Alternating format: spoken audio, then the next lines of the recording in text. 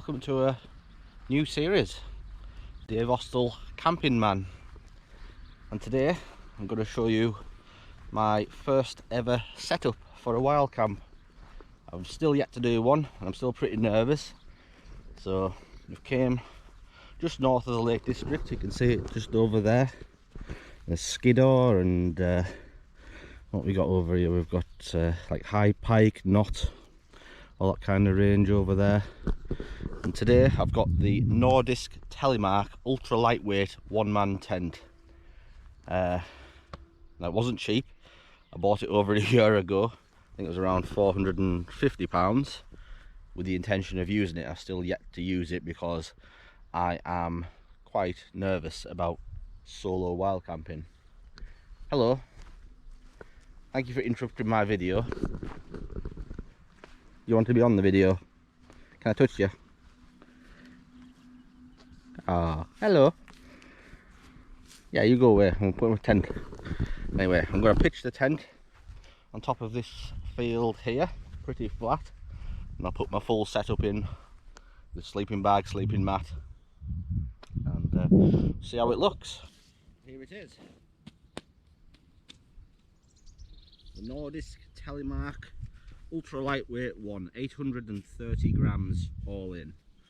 So we'll pitch that just here on this nice area of flat ground.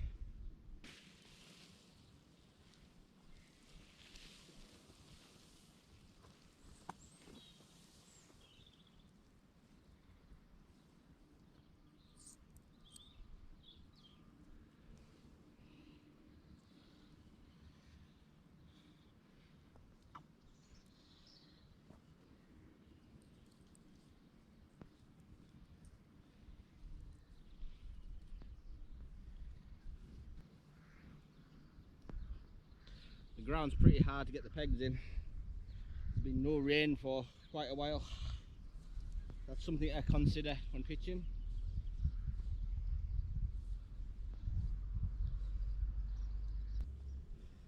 So there, just pitch roughly 4 corners, and then you put the pole in through the middle, and we'll tidy it up at the end.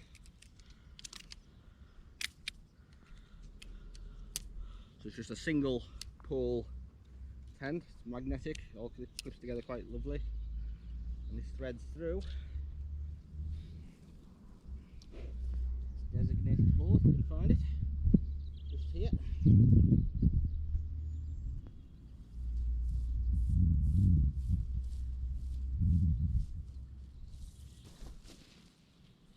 So the idea is to stretch it out, pin one end, there's little grooves for it, so it can't really go anywhere, and then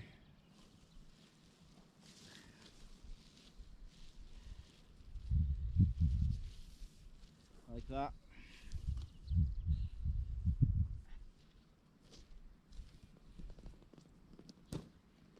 That's it. So it's in the 2 holes dedicated for the pole. That's why I bought this tent. It's light and I'm going to be travelling solo most of the time. I'm a big lad, I'm not very fit. I want it to be as easy as possible to carry and also easy as possible to put up. I've had tents before where I've snapped the pole and things like that, so that is pretty straightforward. It's all connect the dots and it pitches, and now we just have to tidy the pitch up by putting the pegs out and the guys. So there's 4 pegs on each corner at the moment, and these are the ones that get with it. These are the official Nordisk super light pegs there. There's some guy rope needed. Not going to need that today because it's not windy. So 7 pegs in total here. So one here.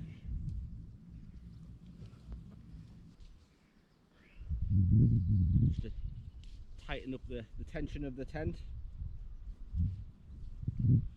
so the rain will slide off it. And this door does roll up on itself, so we can do that. And there is a little latch here that clips onto the little loop on this side. I'll show you close up in a second. Just like that. So yeah, folded the door up and it comes to this little clip here. There's a loop there to tie it back up onto, just so it doesn't get in your way if you just want a bit of room to work. So yeah, I just want to show you a feature of the vestibule area here. So there's a little button here, and you can increase the amount of area you've got to put your bag in and things here by pushing this way. Obviously that reduces the amount of space that you've got to sleep, but it's a one-man tent anyway. But when you are in the tent, let's just open the door here now. So I'm just going to fold this inner door in on itself, just like that. And there's a handy little catch here, which connects to, yeah, there's a loop just on the other side there, which it can connect onto. And that'll keep the old door up there and out of your way.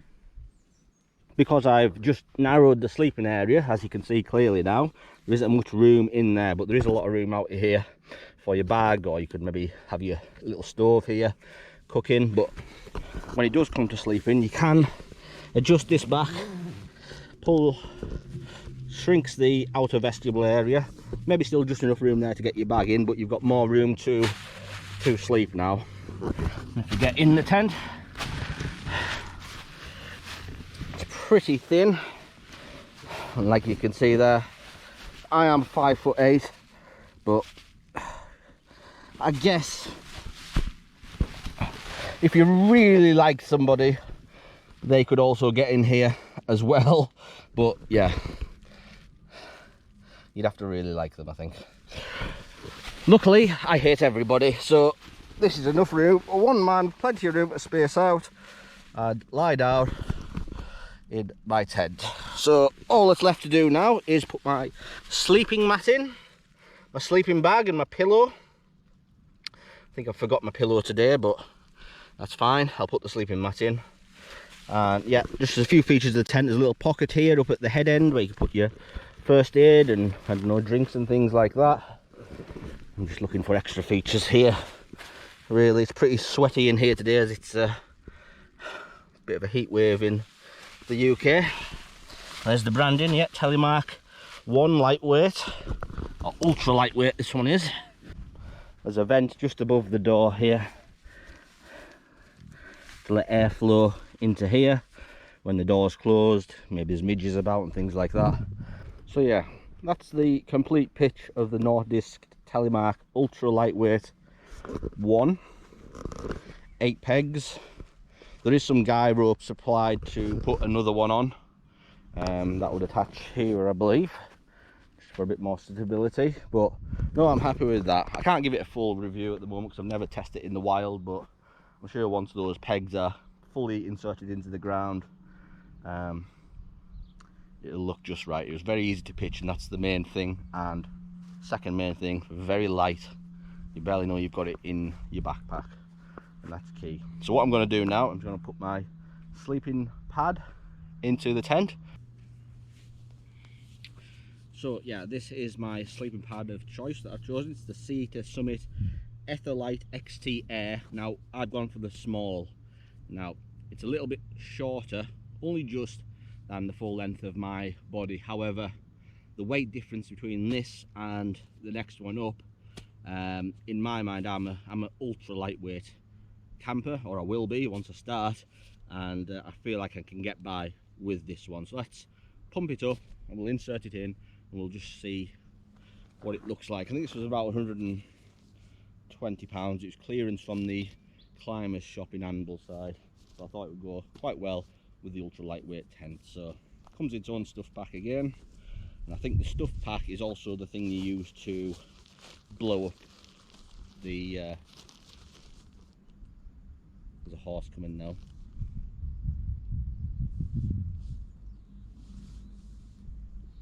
Aye, stay over there.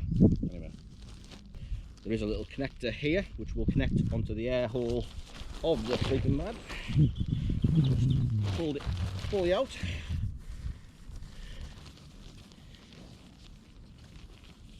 Cows have gone now.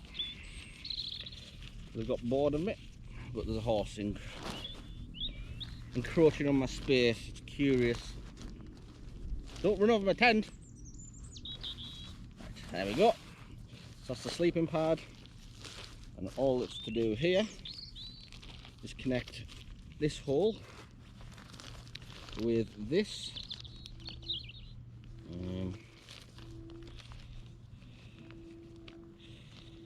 So put the plug in on the mat so air can't escape.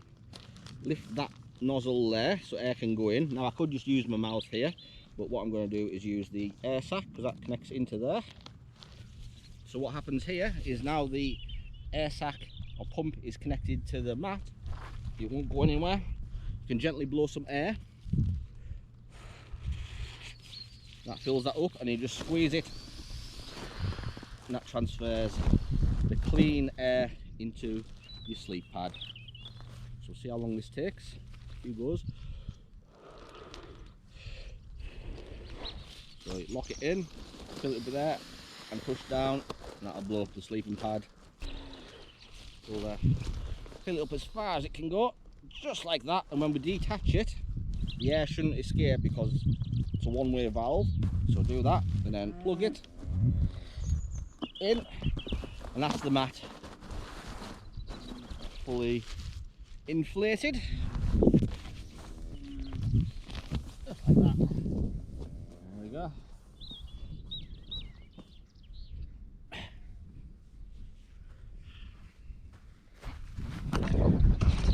Can I just show you the audience that have joined us for this camping tutorial?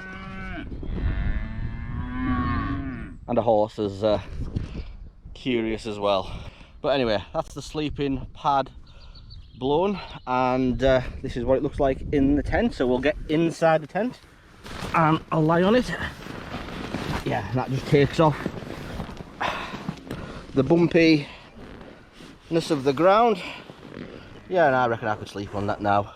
Some people put a pad underneath the mat here. You'd only really need to do that really on cold seasons, I suppose.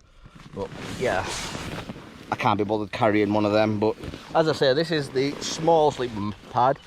My pillow would attach to here. I haven't brought that with me today to see to summit pillow. But you can see my legs are just on the end of the pad there. And yeah, I think I'm a side sleeper mainly. So yeah, I could easily comfortably have my pillow there and nod off, no bother. But yeah, I'm quite happy with that sleeping pad. And once again, I can't really give you a full review on it because I've never used it in the wild or even for a night to sleep on. So from there, what I'd do is I'd put my sleeping bag in, which is this one here. Don't know what brand that is, Mountain Raid 100 anyway, that's what it's called. I get all my stuff really off ultra lightweight outdoors gear website. I forget what the full name of it was called, but if you type ultra lightweight outdoors gear in Google, it'll take you to the website. And yeah, basically you're shot by weight. And as I say, I'm a lightweight camper, or will be.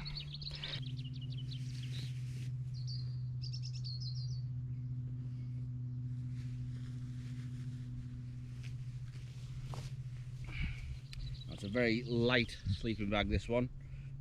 No good for the winter, it's so thin, but for the summer it should be okay. All the thing that's missing is my pillow, which is a Cedar Summit one, which I would blow up and put at that end.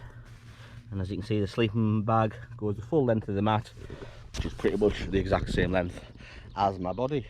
So yeah, that's the setup that I'm going to use. I plan on testing it in the lakes just over there at some point soon. Not too big of a mountain though. I'm probably going to choose Ranadale knots or somewhere low down like that, maybe Seat Sandal, just so if I need to bail I know exactly where I'm bailing to and it's not far distance from the car. But anyway, thank you for watching this tutorial. Thank you for my audience just here, a big bunch of coos and the horse that's pretending not to care now.